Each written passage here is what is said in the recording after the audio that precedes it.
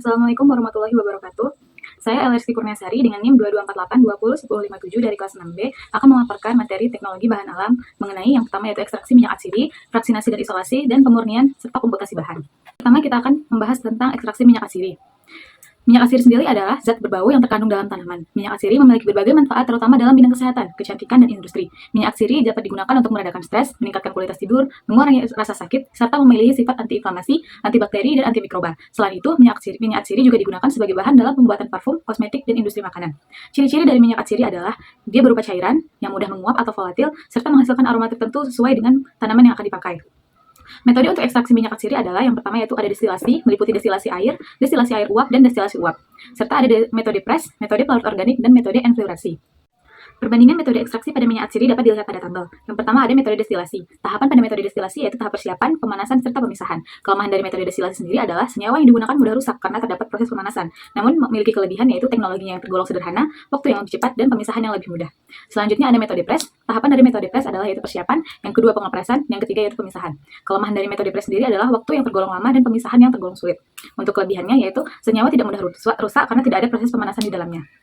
Selanjutnya ada metode pelarut organik yang meliputi 3 tahap juga, yaitu tahap persiapan, ekstraksi, dan pemisahan. Kelemahan dari metode pelarut organik adalah cara yang sulit dan waktu yang digunakan itu lebih lama. Kelebihan dari metode pelarut organik yaitu sederhana dan senyawa tidak mudah rusak.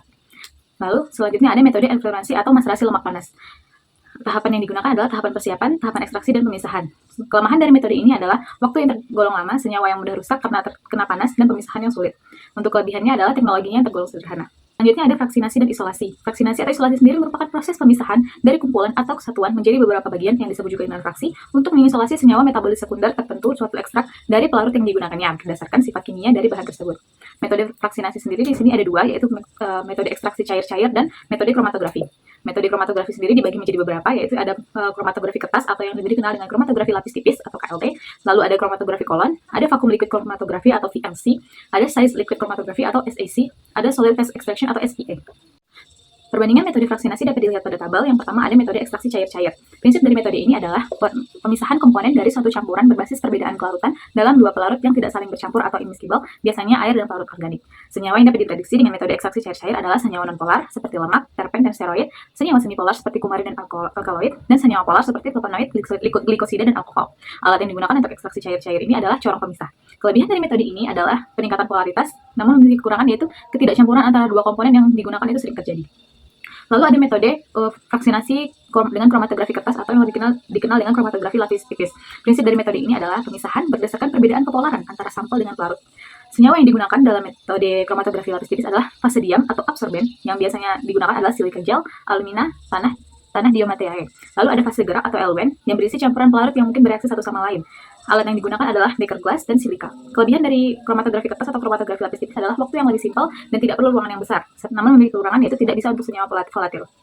Selanjutnya ada pemurnian. Pemurnian merupakan proses untuk mendapatkan komponen bahan alam murni yang bebas dari komponen lain yang tidak dibutuhkan dengan tingkat kemurnian 95-100%. Pemisahan ini berdasarkan sifat fisik atau kimianya. Contohnya seperti filtrasi apabila komponen yang dimurnikan berbentuk padat atau cair. Beberapa cara pemisahan yaitu ada rekristalisasi, dekantasi, dan sublimasi. Perbandingan proses pemurnian dapat dilihat pada tabel. Yang pertama itu ada metode rekristalisasi yang memiliki prinsip proses pemurnian kembali senyawa organik dengan cara mengkristalkan kembali senyawa padat yang telah dilarutkan.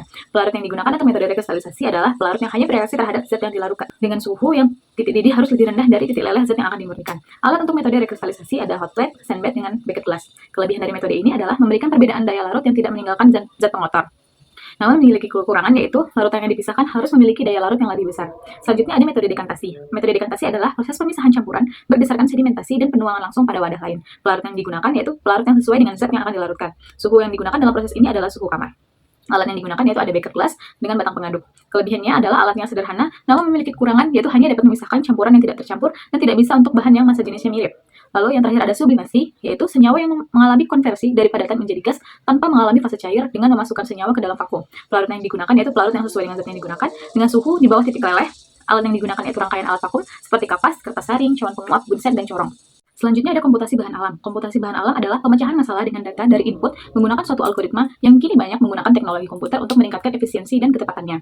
Manfaat penggunaan komputasi bahan alam yaitu yang pertama yaitu dalam penemuan obat baru, di mana komputasi bahan alam untuk penemuan obat baru adalah pendekatan yang menggunakan teknik komputasi untuk meneliti dan mengevaluasi senyawa alami dari tumbuhan, mikroorganisme, hewan laut, dan lain-lain sebagai calon obat. Manfaat selanjutnya yaitu dapat menyimpan database tanaman. Beberapa database yang dapat kita pakai adalah Dr. Dux Database yang berfokus pada tanaman dan senyawa fitokimia dengan yang memiliki fitur untuk data etiyobotani dan aktivitas senyawanya.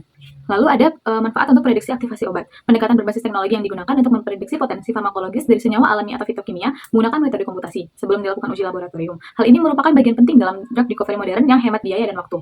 Selanjutnya itu ada prediksi aktivasi obat, di mana pendekatan ini berbasis simulasi dengan pemodelan komputasi yang digunakan untuk memprediksi efek farmakologis atau cara kerja dampak biologis dari senyawa alami tanpa diuji coba langsung di laboratorium atau hewan.